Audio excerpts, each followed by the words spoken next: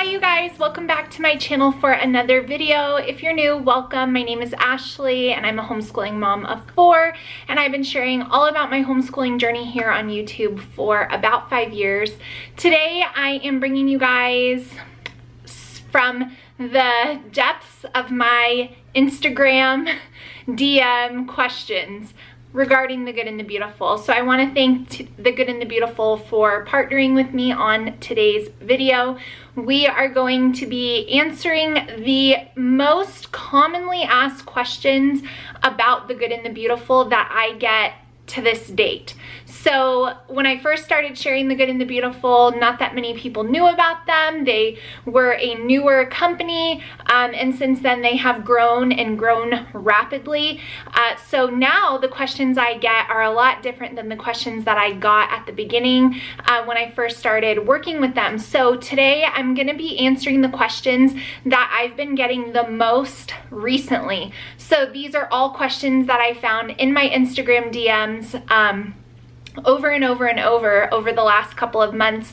And so I figured if this many people were asking this, then there's probably a lot more of you that want to know the answers to these questions as well. So we're going to jump right in. I've got 5 questions that I keep getting asked, and one of them, surprisingly, is a question I've been asked since the beginning that I still get asked to this day. And so I'm just going to answer the questions for you guys. I hope you find this helpful. If you think of any questions that you have regarding the good and the beautiful curriculum, be sure to post it down below under the comments, in the comments of this video, and I will be sure to get back to you. But let's dive into my Instagram DMs. So the first question that I've been getting asked a lot lately is regarding history. This is a twofold question. This is a 2-for-1, if you will. The first part of the question is, a lot of you have heard that they are revising the good and the beautiful history, and a lot of you guys are wondering why they're doing this. A lot of you are wondering if the revisions of their history curriculum have anything to do with the last year and a half in our country. A lot of you are wondering a lot about this. So I've been getting asked this question a ton. So I reached out and wanted to find out what information I could share with you guys regarding the history being revised. Now that's an important thing to note here, is that it's being revised. It's not being completely thrown away and, you know, starting over from the ground up. It's being revised for a lot of different reasons, and part of it is adding in more stories of important, wonderful people in history that are of a diverse background. It's not necessarily just, you know, African Americans or, you know, one people group. It's just including more stories from various people throughout history to just make the curriculum better. So that is one of the things that was told to me that I can share with you guys. The other thing is that this was not something that was just decided on like 6 months ago. This has been, you know, on the radar and on the docket for a while. And so this is not in response to the current culture and climate. So I can tell you guys that. That's as much as I know, but I am excited to see when the revisions are done, what changes have been made, and I know that anything the good and the beautiful puts together is going to be just that, good and beautiful. And so I trust them implicitly, but I look forward to seeing it with my own eyes once those revisions are complete. The next thing regarding history goes to me personally, and it is, how will I use the good and the beautiful history for high school? So, you know, the good and the beautiful states that you can teach history family style all the way through high school, and a lot of you are wondering, how do you actually make that work when most public schools require a whole year of study over a certain time period? Well, the answer is simple. If you want to use the good and the beautiful, they break up their history into 4 different units. per year, 4 different time periods. So if you use it for high school, 9 through 12, then you will be covering the time period 4 times over, basically, with different, lessons of that time period. So usually all unit 1s in the Good and the Beautiful's history are ancient times. So that could be, you group all 4 of those over the course of 4 years, and it's going to equal a whole year's course. The 3rd unit might always be on US history. So 4 of those would equal a whole year of study. So that's a really simple way to do it. You're the homeschooling parent, you're in charge, and if you don't want to study an entire time period for a whole year, you don't have to. And like I said, if you use it for all 4 years of high school, traditionally 9 through 12, then you will be revisiting the same time period 4 times, which would be the equivalent of an entire year's study. So that is how you can use it for high school if that's something you want to do. That is another question I have been getting a ton. The second question that I've been getting asked a ton in my DMs is coming from you moms with younger kids coming in after me and just beginning your homeschooling journeys. A lot of you can go back and watch on my YouTube channel where I started homeschooling. I didn't know of the Good and the Beautiful. I know that they had Jenny had very limited, maybe it wasn't even made available to the public yet, but she had put together the language arts stuff to share with her friends and use herself. I don't even know if it was made available. Maybe it just was that very year that I started homeschooling. So I couldn't use it. I didn't know about it, and it wasn't available really. And so a lot of you have said, if it was available, would I have started with the Good and the Beautiful from the beginning for pre-K, preschool, kindergarten? The answer is 1000% yes. I would have loved to use the Good and the Beautiful for those younger years. I think it would have been so much fun. It really would have simplified things for me. I was pulling in all different kinds of resources to try to accomplish certain things with my younger kids, and it was a lot. So I would have loved the simplicity and the ease of just opening up 1 or 2 course books and being set for preschool or kindergarten. I would have absolutely loved it. So if you're a mom with young kids and you have the option to use it from the Good and the Beautiful, the preschool, the pre-K, or the kindergarten, I definitely think that you should use it. It will set your child up to love learning and not view it as this overwhelming, terrible time, and really just lay a great foundation for your homeschool. The third question that I've been getting asked a ton in my DMs, especially since I've been sharing our curriculum choices for next school year, has been, do I think that there is enough writing in the language arts courses?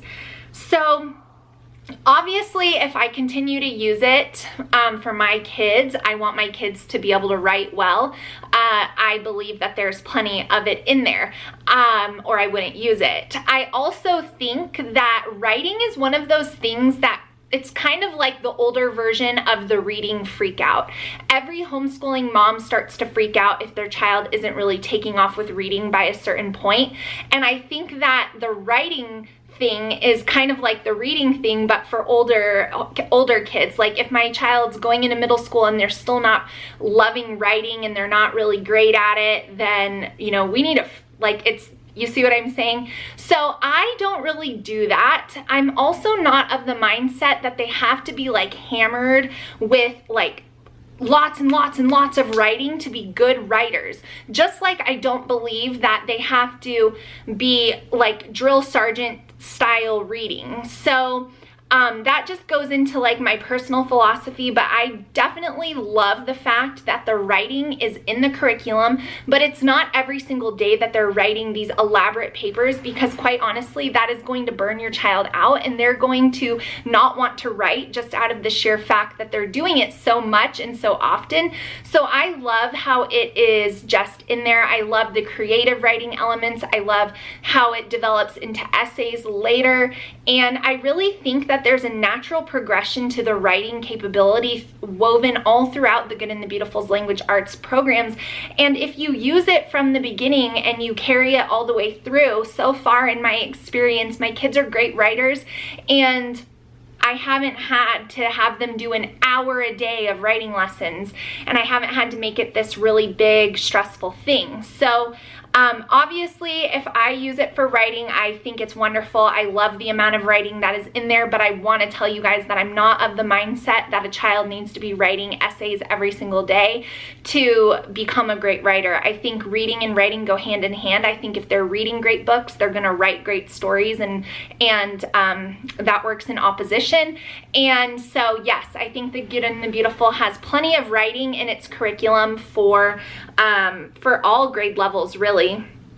So far, I'm only up to high school 1, so you know, I would imagine that the writing continues throughout the high school years and doesn't just disappear, but that's where we're at. We've used level 1 all the way up to high school now. So the fourth question that I get asked a ton about is regarding the new math versus the old math from the Good and the Beautiful. And if you're not sure what I'm talking about, I did a recent video on it. So a lot of you have questions regarding, like, if they did level 4 this past year, are they going to be able to go into level 5? Is it going to be basically the same concepts? A lot of you want to know more about it. So the best thing that I can tell you is to watch their website, because they are going to have the curriculum available for free for levels K through 5, I believe, on the website. So you'll be able to log on yourself, take a look at it, see what you think of the new Simply Good and the Beautiful math, and make your determinations there. I have not seen a physical copy of it yet, but I do know based on having seen like lessons what it's going to look like, and it's just going to be so much more simple. That's really the best thing that I can tell you guys. The manipulatives are going to be more simple. The lessons are going to be more simple. There's not going to be going back and forth with pages. They're adding in a video component if you want your child to watch the video as well. So it's just going to be better. It's going to be different, so it's not going to look like the old one did, but generally speaking, if your child finished like course year 3, then they should be able to go into year 4 of Simply Good and Beautiful math, is my understanding of it. But of course, you want to verify all of that yourself before you place your order, and look at it on the website. It will be there, and that will be so helpful. But yeah, a lot of you are wondering, even though I shared this in my curriculum videos, if I'm going to use it. And yes, I am going to use it. So once it's made available, I will have it for Olivia.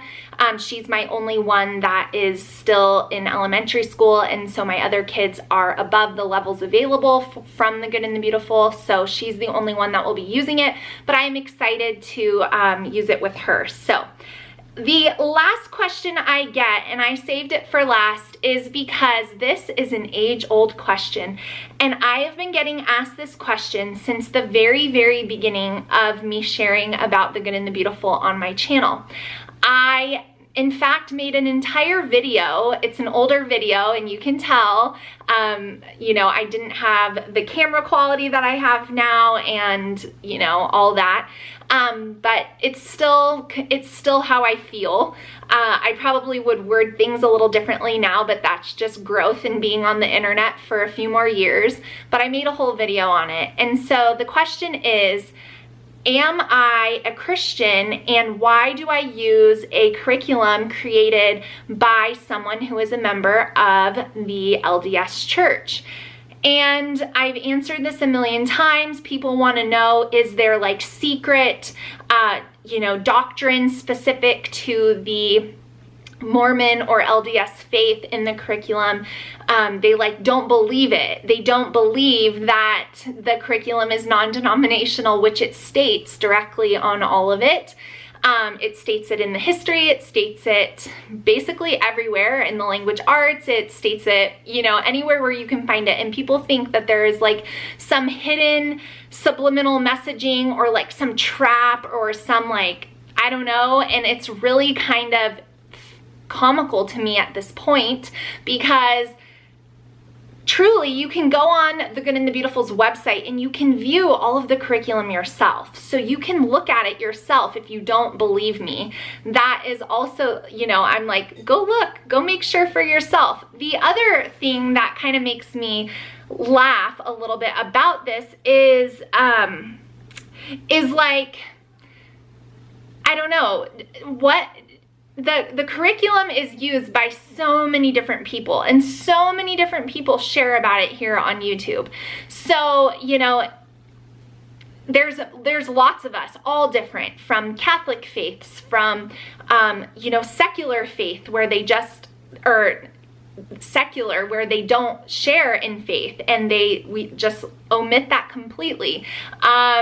You know, the LDS faith, non-denominational Christian, like there's tons of people sharing about this. And so I think if any of us had seen like some secret red flag in the curriculum, we all would have you know, alerted you or told you, or you would have heard about it by now.